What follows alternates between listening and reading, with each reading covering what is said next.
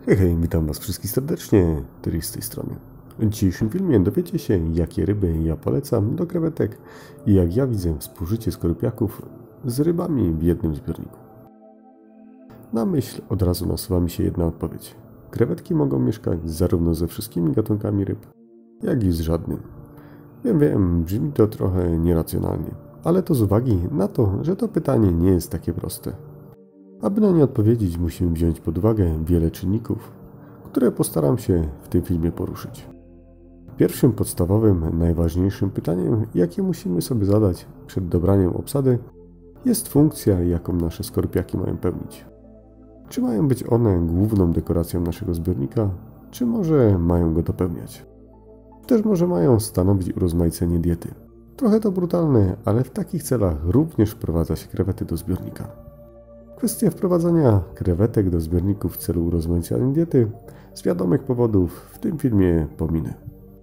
Poza odpowiedzią na te pytania pozostaje jeszcze wiele tematów na temat warunków panujących w akwarium oraz jego wielkości, ale tę kwestię pozwolę sobie pominąć. Na ten temat było już trochę, no i myślę, że w przyszłości również coś będzie. Zachęcam do zerknięcia na pozostałe moje filmy. Skupmy się jedynie na współżyciu krewetek i ryb. Bardzo często otrzymuję pytanie, czy ta krewetka może mieszkać z tą rybą.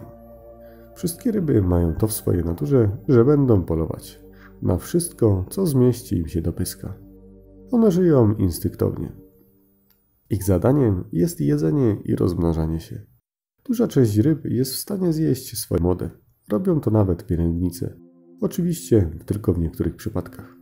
Więc czemu jakiś gatunek ryby miałby oszczędzić nasze krewetki? Jeśli zależy nam głównie na krewetach, aby mieć ich jak najwięcej, to niestety, ale musimy pozostać przy zbiorniku bez ryb. Bo nawet te najmniejsze będą w stanie zjadać młode krewetki. Jeśli już zaakceptujemy fakt, że niektóre mogą paść ofiarą, ale w dalszym ciągu bardzo nam zależy na rozwoju stada skorupiaków, można zdecydować się na jakieś maleńkie ryby, jak na przykład razborki borlańskie, drobniczki czy inne im podobne niewielkich rozmiarów. Gatunki te oczywiście będą polowały na krewetki, jednak tylko na te najmniejsze, chwilę po wykluciu.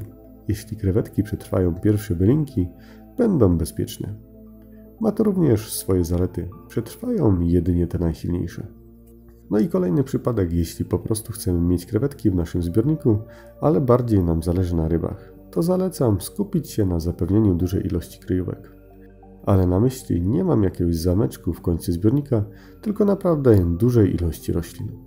Najlepiej drobnolistnych albo muchów. Dodatkowo można wrzucić do akwarium jakieś szybko rozmnażające się małe rybki, np. endlerki.